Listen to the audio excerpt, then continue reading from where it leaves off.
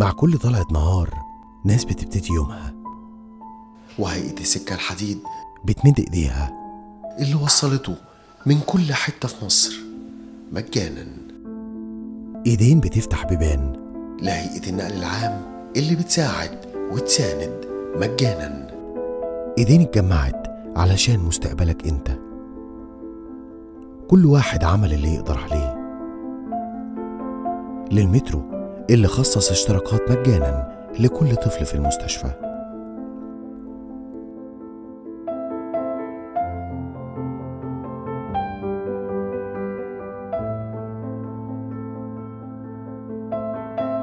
لحد عم أحمد اللي وفر ساعة من ورديته على التاكسي بتاعه.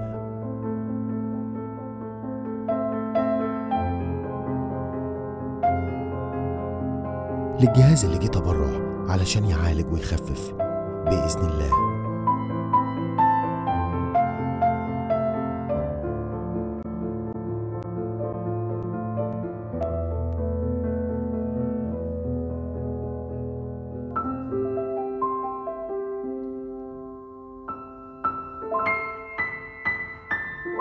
كل الناس دي اتجمعت ومدت ايديها علشان كل أطفالنا، أطفال مستشفى 57-357. كل إيد في مصر بتتمد. مؤسسة مستشفى 57-357، رحلة علم هدفها الحياة.